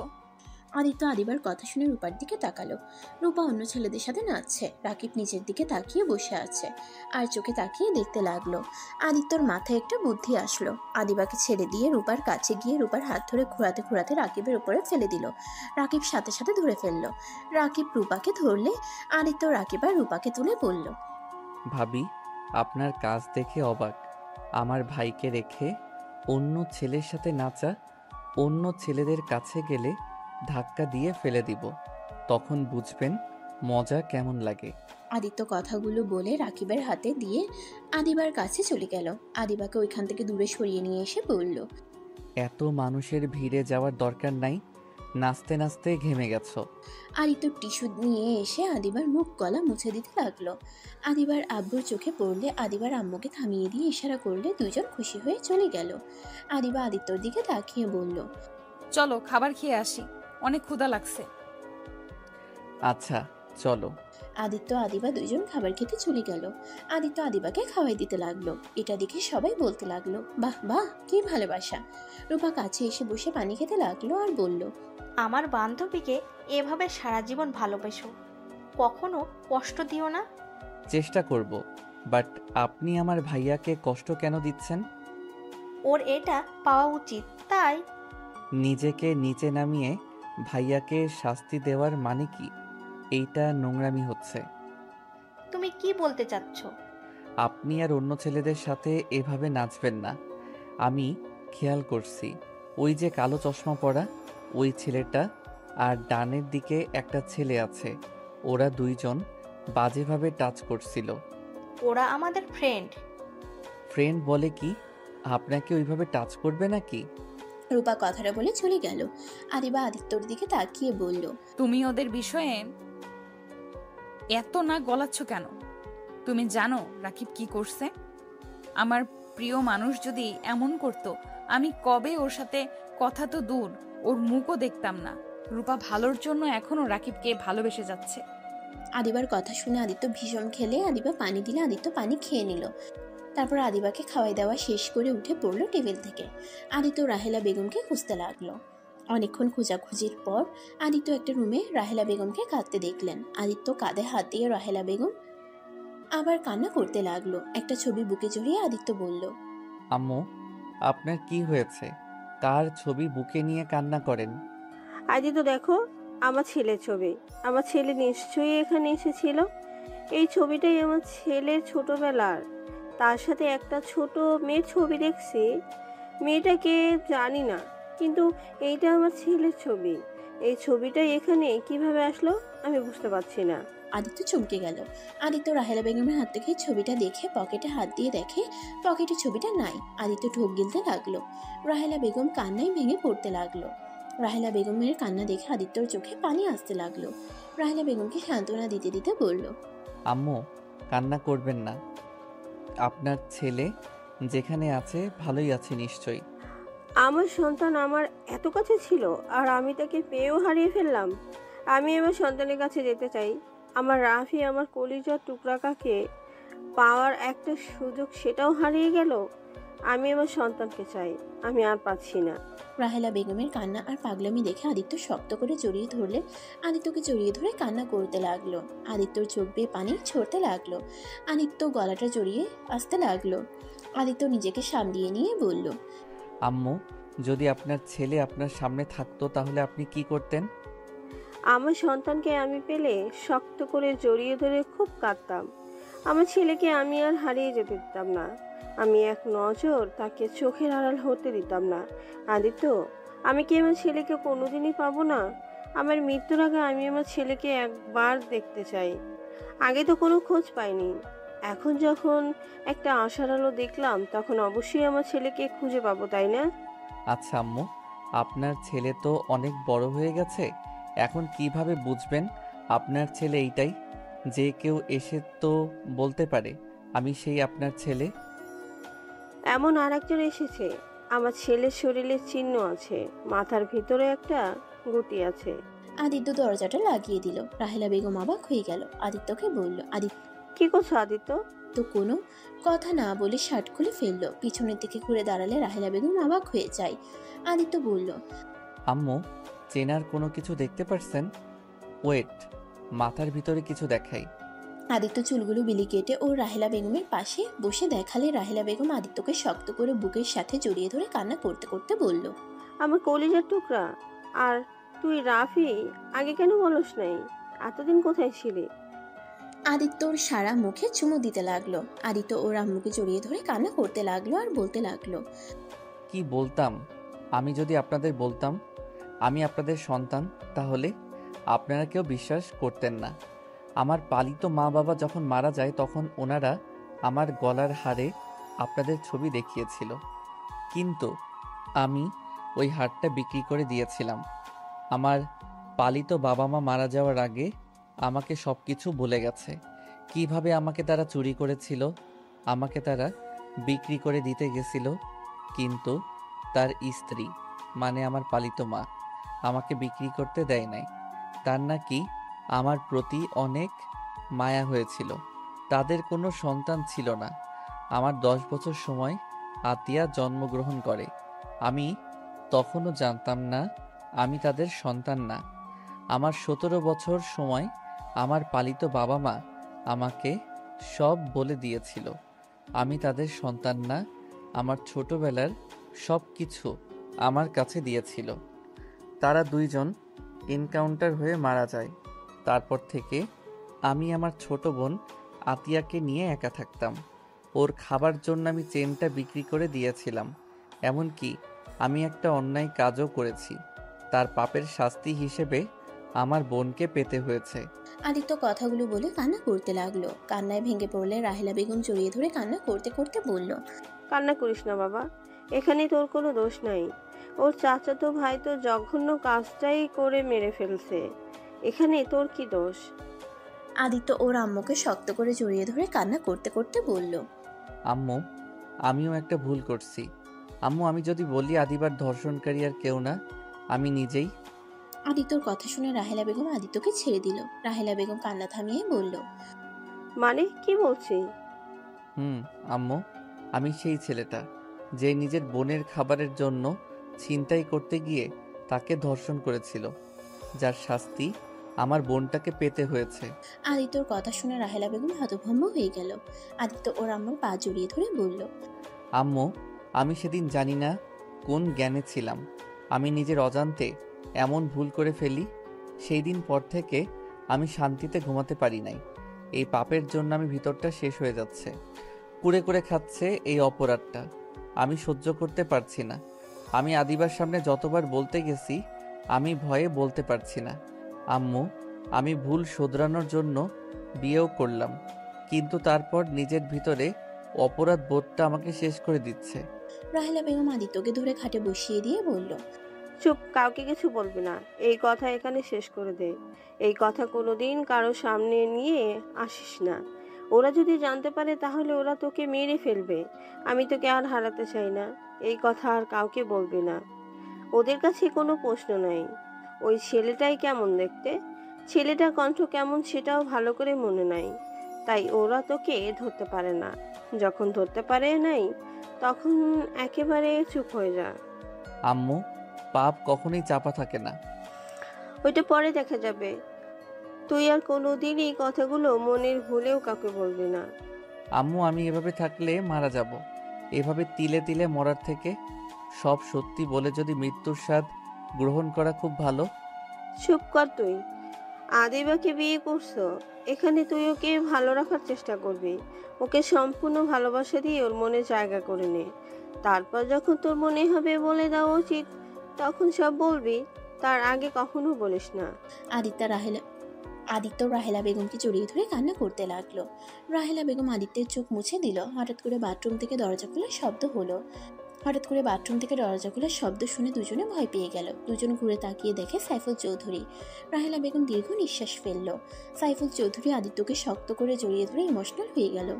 আদিত্য ইমোশনাল হয়ে যায়। আদিত্যর আব্বু বলল, তোকে কত খুঁজেছি আর তুই আমাদের কত কাছে, অথচ আমরা তোকে চিনতে পারি নাই। তোর কোনো দোষ নাই।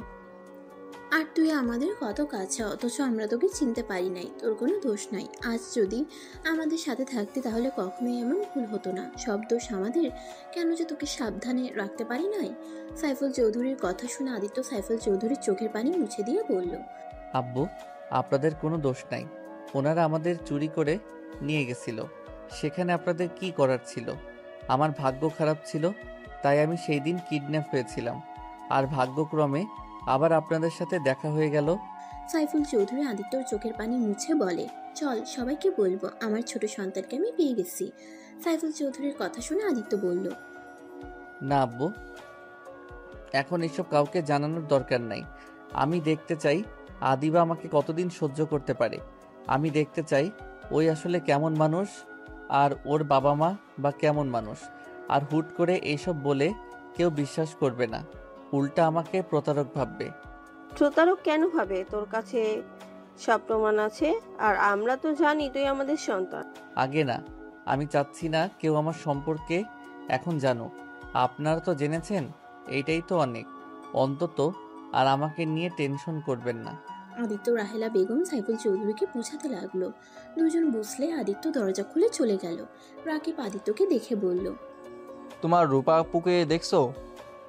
না ভাবি, আবার কই গেল? ভাবি বলো না, ওই জানলায় খেপে যাবে। যাজ্ঞা, আমার তো ভাবি হবে, তাই না? না করছি, করবে না।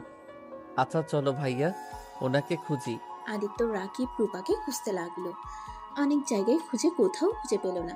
আদিত্য রাকিবকে বলল, ভাইয়া, আমার মনে হয় আমাদের রুমে আছে, আর না হয় বাসায় চলে গেছে। বাসা যায় নাই, ওর আব্বু আম্মু ওখানে আছে। তাহলে আমাদের রুমে গিয়ে দেখি। আদিত্য রাকিব দুজন রুমের সামনে গিয়ে দরজা নক করলে রূপা এসে দরজা খুলে দেয়। আদিত্য রূপাকে দেখে টান দিয়ে রাকিবের হাতে তুলে দিয়ে বলল, জান, আমার বউয়ের সাথে সারাদিন কি করেন? এইদিকে আমার ভাই আপনাকে খুঁজতে খুঁজতে পাগল হয়ে যাচ্ছে, আর উনি আমার বউয়ের সাথে আড্ডা দিচ্ছে।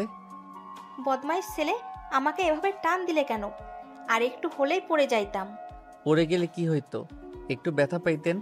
আর আমার ভাইয়ের হৃদয় যেতে পুড়ে গন্ধ বের হয়ে গেছে, ওই দিকে খেয়াল নাই। আমার ওসব দেখার সময় নাই। আমি তোমার ভাইকে চিনি না। দূর, চেনেন না চেনেন ওইটা শুনে লাভ নাই। আমি আমার বউয়ের কাছে গেলাম। আদিত্য কথাটা বলে দরজা লাগিয়ে দিল ওদের মুখের উপরে। রূপা দরজা ধাক্কাতে লাগলো। আদিত্য পিছনে ঘুরতে ঘুরতে বলল, বিবিজান কই গো আপনি? কথাটা বলে পিছনে ঘুরে হা হয়ে গেল। আদিবার আম্মু, রূপার আম্মু আর কিছু মহিলারা বসে আছে, সাথে আদিবাও বসে আছে। আদিত্যকে দেখে সবাই হেসে উঠল। আদিবার রাগের লোক নিয়ে তাকাতেই আদিত্য সাথে সাথে রুম থেকে বের হয়ে গেল। রূপাল রাগের লোক নিয়ে তাকিয়ে বলল, এখন কেন? চলো চলো, বইয়ের কাছে দিয়ে আসি। রূপা আদিত্যকে টানতে টানতে রুমে নিয়ে গেল। আদিত্য রূপাকে বলল, আপু, আমাকে ছাড়েন, আমাকে যেতে দেন। কেন যেতে দেব? আমাকে বের করলে না বইয়ের কাছে যেতে চাইলে? চলো বইয়ের কাছে নিয়ে যাই। রূপা ওকে ছাড়ে। ছাড়বো না। কত লজ্জা পেতে পারে আমি সেটাই দেখব। আমার মুখের সামনে দরজা লাগিয়ে দিয়েছে। আমি যে ওর বড় বোনের মতো, তারপর লজ্জা শরম নাই। আদিত্য লজ্জায় মাথা নিচু করে ফেলল। আদিবার আম্মু বলে উঠল, রূপা, আদিত্য কিন্তু তোমার সম্পর্কে সমান আছে। ওই তোমার বান্ধবীর জামাই, তার মানে তোমার সাথে সেই মজা করতে পারে। থ্যাংক ইউ শাশুড়ি আম্মু। আদিত্য কথাটা বলে রূপার হাত সরিয়ে দিয়ে বলল। রূপার মুখের দিকে এগিয়ে গিয়ে বলল, আপনি আমার সম্পর্কে শ্যালিকা হন, তাই শ্যালিকার মতো থাকেন, বড় বোনের মতো শাসন করতে আসেন না। তাই নাকি? দুলাভাই আমার, দুলাভাই চলেন আপনাকে একটু স্পেশাল যত্ন করি। আদিত্যকে রূপা নিয়ে যেতে চাইলে আদিবা রূপাকে বলল, একদম না, আদিত্য ওর সাথে যাও না। স্পেশাল আদর কিন্তু ভয়ঙ্কর হয়ে যাবে। কেন? দেখি কি আদর দেয়, একটু দেখা উচিত তো। আদিবা তুই চুপ কর। সব দুলাভাইয়েরা এটা খাইছে, তোর জামাই কেন বাদ যাবে? আদিত্য যাও না, গেলে কিন্তু বিপদ হবে। দেখা যাক ভাইয়া কি করে। আদিত্য রূপার সাথে গেল। রাকিব আদিবা ওদের পিছন পিছন যেতে লাগলো। রূপা আদিত্যর থেকে কিছুটা দূরে গিয়ে আদিবার ফ্রেন্ডদের আর কিছু কাজিনসদের ডেকে নিয়ে কানে কানে বলল। তারপর সবাই মিলে হাত মিলালো। আদিত্য ভ্রুকুচকে তাকিয়ে দেখতে লাগলো। আদিবা আদিত্যকে বলল, তুমি রাকিব ভাইয়ের সাথে এখান থেকে পালাও, না হলে কিন্তু তোমার নাজেহাল করে ছাড়বে। কেন, কি করবে? আমাকে মারবে নাকি? না মারবে না খাওয়াবে। তাই নাকি? এইটা তো ভালো। ভালো না চাই, আমার সাথে তুমি চলো। রাকিব আদিত্যর হাত ধরে দৌড় দিল। আদিত্যর পিছন পিছন রূপারা দৌড়ে যেতে লাগলো। আদিত্যকে বাইকে বসিয়ে রাকিব মুখ ভেঙচি দিয়ে পালিয়ে গেল। আদিত্যকে নিয়ে বাসায় চলে গেল। আদিত্য রাকিবের দিকে তাকিয়ে বলল, কি হয়েছে? এমন ভাবে বাসায় নিয়ে আসলে কেন? বাসায় না নিয়ে আসলে?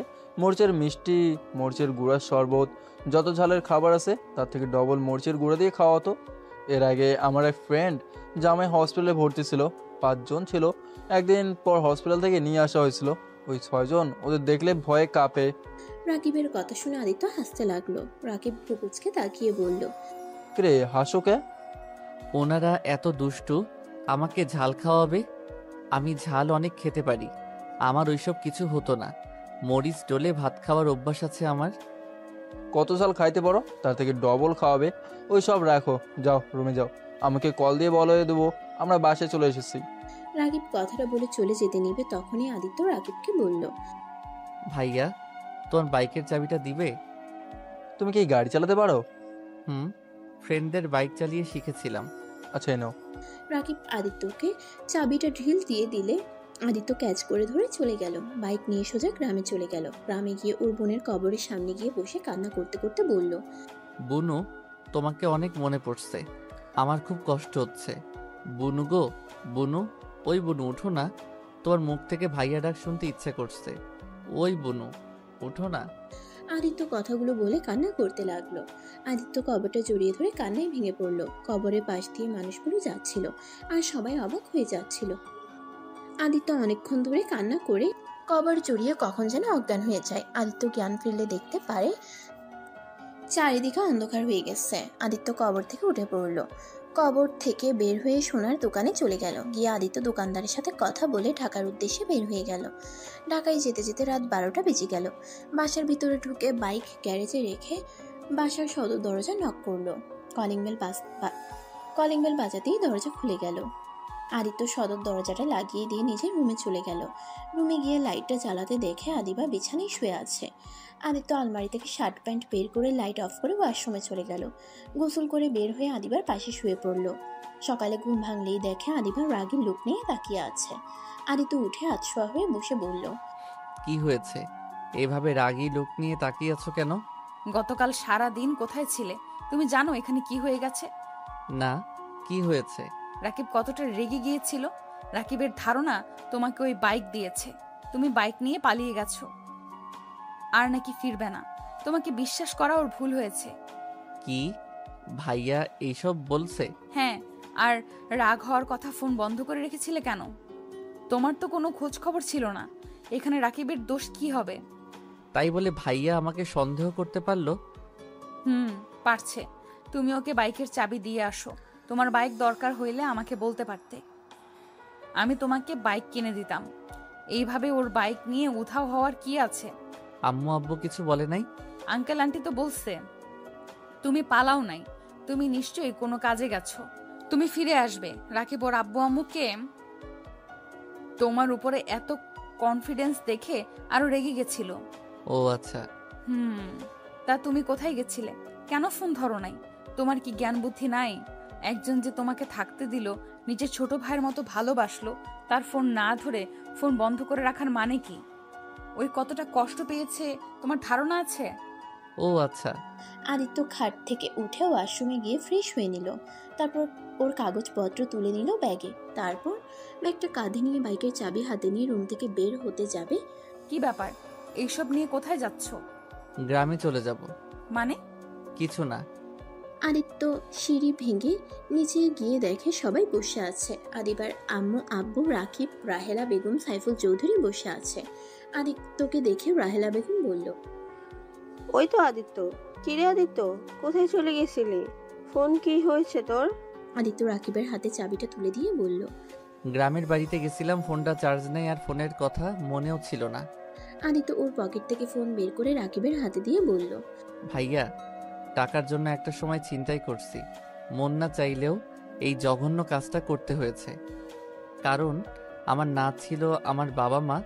ছোট বোনের ক্ষুধা দেখে তার চোখের পানি সহ্য হতো না। আমার বোনটা ছিল ছোট বাচ্চাদের মতো, বুদ্ধি বিকাশ ঘটে নাই। ওই বুঝতেও পারতো না ভাইয়ার কোনো সামর্থ্য নাই তাকে কিছু কিনে নিয়ে এসে দেওয়ার। আমি নিজেই ছোট, সেখানে বোনের জন্য কিভাবে কি করব।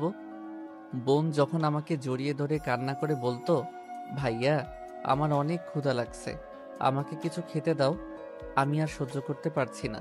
আদিত্য কথাগুলো বলে চোখের পানি ফেলতে লাগলো। তারপর আবার বলতে লাগলো, বাবা মা কখনোই আমাদের ভাই বোনকে দিয়ে কোনো কাজ করাতো না, তাদের খুব আদরের সন্তান আমরা। হঠাৎ করে তারা আমাদের ছেড়ে চলে যেতে হয়েছে, তাদের পাপের শাস্তি তারা পেয়ে গেছিল। অথচ আমরা দুই ভাই বোন হয়ে যাই এতিম। কেউ কখনোই আমাদের দিকে ঘুরেও তাকায় নাই, কারণ আমরা ছিলাম বাচ্চা পাচারকারীর সন্তান। আমাদের দিকে সমাজের কেউ কখনোই ভালো চোখে দেখবে না। আমার বাবা মা আমার কথাটাতে বাবা মা আমার কথাটাতে তাদের কাজ বাদ দিয়ে দিলেও পুলিশ সেই তাদের এনকাউন্টার করে মেরে ফেলে। বুঝতে পারছিলাম ছোট বোনকে নিয়ে কি করব। বোনের কান্না চিৎকার শুনে সবার বাড়িতে ভাত ভিক্ষা চাইতে গেছিলাম। কেউ আমাদের দিকে ঘুরেও তাকায় নাই। সবাই দরজা বন্ধ করে দিয়েছে, কেউ ঘাড় ধাক্কা দিয়ে বের করে দিয়েছে। আদিত্য চোখের পানি ফেলতে ফেলতে বলল, চাচির পায়ে ধরেছিলাম, তার বাড়ির সব কাজ করে দিয়েছিলাম। তারপর শুনি এক মুঠো ভাত দিয়েছিল। এক মুঠো ভাত নিয়ে ঘরে ঢুকে দেখি বোনটা কান্না করতে করতে ঘুমিয়ে গেছে। প্লেট খাবার রেখে কাজের সন্ধানে বের হয়েছি, কেউ কাজ দেয় নাই। পরে উপায় না পেয়ে মূল্যবান জিনিস বিক্রি করে দেয়। সেইটা দিয়ে বেশ কিছুদিন চললেও আর সংসার চলছিল না। পরে বন্ধুদের সাথে উপায় না পেয়ে ছিনতাইকারী হয়ে গেলাম।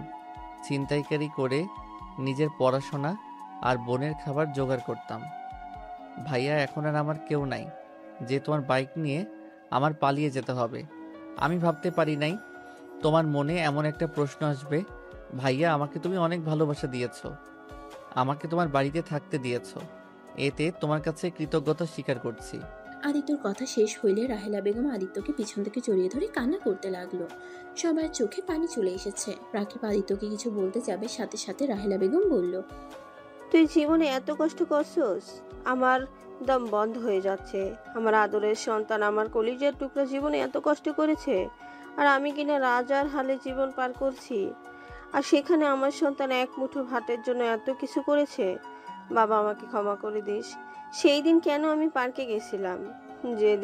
সেদিন যদি না যেতাম তাহলে আজ এত কিছু হতো না। রাহেলা বেগমের কথা শুনে সবাই অবাক হয়ে গেল। আদিত্যর আব্বু আদিত্যর কাছে এসে কপালে চুমু দিয়ে জড়িয়ে ধরলো। আদিত্য ওদের থেকে নিজেকে সরিয়ে নিয়ে বলল, আম্মু আব্বু, প্লিজ কান্না করবে না। আমার ভাগ্য যা ছিল তাই হয়েছে, এতে আমার কোনো আফসোস নাই। তারা লোকটা খারাপ হইলেও আমাকে তারা নিজের সন্তানের মতো ভালোবেসেছে। যতদিন বেঁচে ছিল আমাকে ততদিন অনেক ভালোবাসা দিয়েছে। রাগে তাদের উপরে রাগ হতো, কিন্তু এখন বুঝি তারা পেটের দায়ে এমন করছে। কারণ এই সমাজের মানুষগুলো কাউকে ভালো হতে দেয় না। কেউ ভালো হতে চাইলেও তাকে খারাপ বানিয়ে ছাড়ে। যাই হোক আদিবা, আমার তোমাকে কিছু কথা বলার আছে। কি কথা? আমি জানি না তুমি আমাকে কি করবে। তুমি আমায় যে শাস্তি দাও আমি মাথা পেতে নিব, তাও এইটা আমি আর সহ্য করতে পারছি না। তোমাকে সত্যিটা না বলে আমি মরেও শান্তি পাবো না। রাফি, এসব কি বলছিস? রাফি, তোকে না বললাম। রাফি মানে? হ্যাঁ রাফি, আদিত্য তোর হারিয়ে যাও ভাই। সবাই অবাক হয়ে আদিত্যর দিকে তাকালো। রাকিব আদিত্যকে শক্ত করে জড়িয়ে ধরে বলল, ভাই আমার, আমাকে তুই ক্ষমা করে দিস। আমি রাগে রমাথায় তোকে অনেক বাজে কথা বলছি। আসলে মাথা ঠিক ছিল না। রূপা আমাকে কল দিয়ে অনেক অপমান করে, যার কারণে আমার মাথা বিগড়েছিল। ভাইয়া, আমাকে ছাড়ো। আমার তোমার উপরে রাগ নাই, শুধু খারাপ লাগছে অতটুকু। যাই হোক আদিবা, যেটা বলতে চাইছিলাম। বলো। আদিবা, আমি যদি বলি আমি তোমার ধর্ষ, তাহলে তুমি আমায় কি করবে? আদিত্যর কথা শুনে আদিবা কয়েক পা পিছিয়ে গেল। আদিবার আব্বু আম্মু দাঁড়িয়ে গেল। আদিবার আম্মু বলল, কি এসব কি বলছো?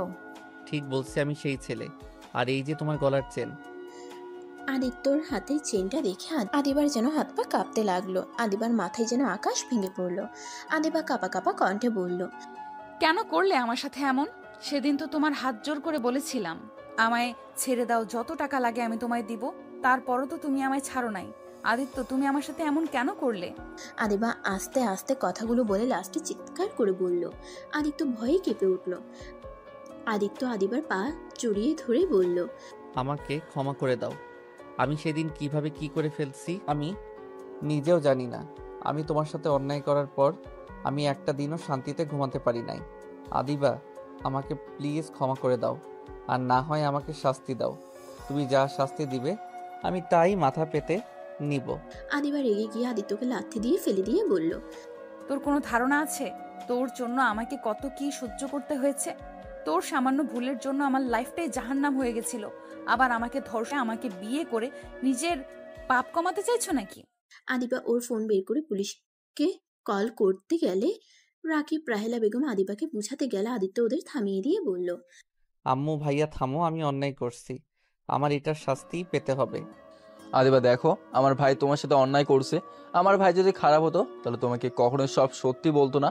আর তোমার কাছে তো কোনো প্রমাণ ছিল না, ওকে ধরার কোনো সুযোগও ছিল না। দেখো, আমার ভাইকে পুলিশে দেবে না, বলে দিলাম। আদিবা কোনো কথা না বলে পুলিশকে কল দিয়ে বলে দিল। আদিত্য ওর আম্মু ভাই আব্বুকে বোঝাতে লাগলো। এর ভেতরে আদিত্যকে পুলিশ ধরে নিয়ে গেল। আদিবা হাঁটু গেড়ে বসে পড়লো। রাহেলা বেগম পুলিশদের বলতে লাগলো, স্যার, আমার সন্তানকে ছেড়ে দেন। ওই ছোট মানুষ, বুঝতে পারে নাই। প্লিজ স্যার, ওকে ছেড়ে দেন। রাহেলা বেগমের কোনো কথা শুনলো না, আদিত্যকে নিয়ে যেতে লাগলো। আদিত্য আদিবার দিকে মুচকে হাসি দিয়ে বলল, ধন্যবাদ আপনাকে, আমি এখন নিজের ভিতরে কিছুটা হইলেও শান্তি পাচ্ছি। আম্মু আব্বু ভাইয়া কান্না করো না, আমি জানি না আমার কি হবে। আমার বোনের কবরটার সুযোগ হইলে একটু খোঁজ খবর নিও। জঙ্গল দিয়ে ভরে গেলেও একটু পরিষ্কার করে দিয়ে এসেছো। আদিত্য চলে গেল পুলিশের গাড়িতে উঠে। রাকিব রেগে আদিবাকে বলল, তো শান্তি হয়েছে তো, তাই না? এখানে বসে নাটক করিস না, যা এখন এখান থেকে, না হলে খুব খারাপ হয়ে যাবে। তুই ভালো করেই জানোস, যা এখান থেকে। আদিবার আব্বু আম্মু আদিবাকে নিয়ে চলে গেল। রাহেলা বেগম রাকিব সাইফুল চৌধুরী পুলিশ স্টেশনে চলে গেল। আদিত্যকে ছাড়ানোর অনেক চেষ্টা করতে লাগলো। আদালতে নিয়ে গেলে আদিত্য সব স্বীকার করে নেয়। আদিত্যকে 10 বছরের জেল দিয়ে দেয়। এটা শুনে রাহেলা বেগম জ্ঞান হারিয়ে ফেলে। সাইফুল চৌধুরী থ হয়ে বসে পড়ে। আদিত্য আদিবার দিকে তাকিয়ে মুচকে হাসি দিল। আদিত্যর হাসিতে আদিবার বুকের ভিতরে ক্ষতবিক্ষত হয়ে যেতে লাগলো। আদিত্য সাইফুল চৌধুরী আর রাকিবের সাথে একবার কুশল বিনিময় করে পুলিশের সাথে চলে যেতে লাগলো। আদিবা সহ্য করতে না পেরে আদিত্যর পিছনে ছুটে যেতে লাগলো। আদিত্যকে পিছন থেকে জড়িয়ে ধরে কান্না করতে করতে বলল, কেন এমন করলে? আমি তো সব তুলে নিতে চেয়েছিলাম, তারপরও কেন আমার কথা শুনলে না? সব দোষ নিজের কাঁধে কেন তুলে নিলে? স্বীকার করতে বারবার না করা সত্ত্বেও কেন স্বীকার করলে? আদিবা কান্নায় আদিত্যর শার্ট ভিজে ফেলতে লাগলো। আদিত্য পিছনে ঘুরে আদিবার চোখ মুছে দিয়ে বলল, আমি যে পাপ কাজ করছি, আমাকে শাস্তি পেতে হতো, আমাকে ফাঁসি দিলেও আমি হাসি মুখে বিদায় নিতাম। সেখানে আমাকে শুধু 10 বছরের জেল দিয়েছে। আর জেল খাটার আমার অভ্যাস আছে। শুনো, কান্না করো না, তুমি ডিভোর্স লেটার পাঠিয়ে দিও, আমি সাইন করে দিব। আর হ্যাঁ, ভালো কোনো ছেলেকে বিয়ে করে নিও। আর হ্যাঁ, ভুলেও আর কখনোই আত্মহত্যার পথ বেছে নিবে না। ভালো থাকো। আদিত্য শেষবারের মতো আদিবার কপালে চুমু দিয়ে পুলিশ আদিত্যকে নিয়ে যেতে লাগলো। আদিবা আদিত্যর হাত শক্ত করে জড়িয়ে ধরে বলতে লাগলো, তোমাকে যেতে দিব না। আদিত্য, তুমি যাও না, আমি তোমাকে ছাড়া কিভাবে থাকবো? আমায় ছেড়ে দাও। আমার প্রতি ভালোবাসা না, এটা আমার প্রতি তোমার আবেগ। চিন্তা করো না, সব আবেগ চলে যাবে আস্তে আস্তে। আদিত্য আদিবার থেকে নিজের হাত সরিয়ে নিয়ে গাড়িতে উঠে চলে গেল। আদিবা হাঁটু করে বসে চিৎকার করে কান্না করতে লাগলো। আদিত্য আদিবার কান্নাগুলো কেন জানি সহ্য হচ্ছিল না। আদিবার কাছে ছুটে যেতে ইচ্ছে করলে আদিত্য ছুটে যেতে পারবে না। আদিত্য মুখ ঘুরিয়ে নিল। 10 বছর পর আদিত্য জেলখানা থেকে বের হইলে দেখতে পেল সাইফুল চৌধুরী, রাকিব, রূপার সাথে ছোট্ট একটা বাচ্চা দাঁড়িয়ে আছে। আদিত্য বুঝতে বাকি রইল না এটা কে। আদিত্য গিয়ে সোজা বাচ্চাটাকে কোলে নিয়ে সারা মুখে চুমু দিয়ে বলল, চাচ্চু কেমন আছো? আদিত্যর কথা শুনে পিচ্ছিটা বলতে লাগলো, আমি তো ভালো আছি, চাচ্চু তুমি কেমন আছো? বাচ্চাটার কথা শুনে আদিত্য কপালে চুমু দিয়ে আদিত্য সাইফুল রাকিব রূপার দিকে তাকিয়ে, আমিও অনেক ভালো আছি। আমার চাচ্চুটাকে দেখে আব্বু ভাইয়া ভাবি কেমন আছেন? সাইফুল রাকিব আদিত্যকে জড়িয়ে ধরলো। আদিত্যকে সাইফুল চৌধুরী চুমু দিলে বাচ্চাটা বলে, দাদু ভাই চাচ্চুকে কিস দিল, আমাকে তো দিলে না। বাচ্চাটার কথা শুনে সবাই হেসে দিল। 5 জন গাড়িতে উঠে বসলো। সবার খোঁজ খবর নিতে লাগলো। বাসায় পৌঁছে সদর দরজার সামনে গিয়ে কলিং বেল দিলে ভিতর থেকে রাহেলা বেগম দৌড়ে দরজা খুলে আদিত্যকে দেখে শক্ত করে জড়িয়ে ধরে কান্না করে দিল। আদিত্য রাহেলা বেগমকে জড়িয়ে ধরে বলল, আম্মু কান্না করছো কেন? আমি তো ফিরে এসেছি। এটা আনন্দের কান্না, ভিতরে আয়। তোর জন্য অনেক কিছু রান্না করছি, রুমে গিয়ে ফ্রেশ হয়ে আয়, আমি তোকে নিজ হাতে খাওয়াবো। ওকে আম্মু, আমি এখনই যাচ্ছি। আদিত্য সিঁড়ি ভেঙে রুমে চলে গেল। রুমে গিয়ে বারান্দায় গিয়ে বাহিরের দিকে তাকিয়ে দেখতে লাগলো। কিছুক্ষণ তাকিয়ে থেকে ওয়াশরুমে গিয়ে গোসল করে নিল। গোসল করে আলমারি থেকে শার্ট প্যান্ট বের করে পরে নিল। আয়নার সামনে নিজের চেহারা দেখে মুচকে একটা হাসি দিল। চোখের অশ্রু পড়তেই সাথে সাথে মুছে ফেলে নিচে চলে গেল। আদিত্য নিচে গেলে রাকিবের ছেলে আদিত্যর কোলে উঠল। আদিত্য টেবিলের সামনে বসলে রাহেলা বেগম আদিত্যকে খাওয়াই দিতে লাগলো। আদিত্য রূপার দিকে তাকিয়ে বলল, কি ভাবি, সেই তো আমার ভাবি হয়ে গেছেন। কি আর করার, দুষ্টু একটা দেবর থাকলে সেখানে বিয়ে না করে কি আর থাকা যায়? তাই নাকি? হি হি হি, ভালোই করে। এখন আর আমি কিছু বলবো না, কারণ এখন তোমাদের বিয়ে হয়ে গেছে। তোমাদের ঝগড়া তোমরা মিটিয়ে নাও গো। ভাবি, তোমার বান্ধবীর কি খবর? আদিত্যর কথা শুনে সবাই চুপ হয়ে গেল, কেউ কোনো কথা বললে না। কেউ কোনো কথা বলল না। রাহেলা বেগম বলল, আদিত্য, আমি এই মেয়ের নাম শুনতে চাই না। আম্মু রাগ করছো কেন? রাগ করবো না তো কি করব? ওই মেয়ের জন্য তোকে 10 বছর জেল খাটতে হলো, আর এত ভালোবাসি ভালোবাসি বলে পাগলামি করলো। কই, ওই দিন তো তোকে দেখতে গেল না, তোর সামনে সব নাটক করছে। আম্মু, তুমি ওকে ভুল বুঝছো। ওই আমার সাথে প্রতি সপ্তাহে দেখা করতে গেছে। আমি তোমাদের কাউকে কিছু বলি নাই, কারণ তোমরা ওর কথা শুনতে রাজি ছিলে না। আমি ওকে অনেকবার বুঝাইছি আমার জন্য অপেক্ষা না করতে, ওই শুনে নাই। 1 মাস আগে আমি ওর সাথে অনেক ঝগড়া করছি, ওকে আঘাত দিয়ে কথা বলেছিলাম, যার কারণে আর আমার সাথে দেখা করতে আসে নাই, কিন্তু আমার জন্য খাবার পাঠিয়েছে।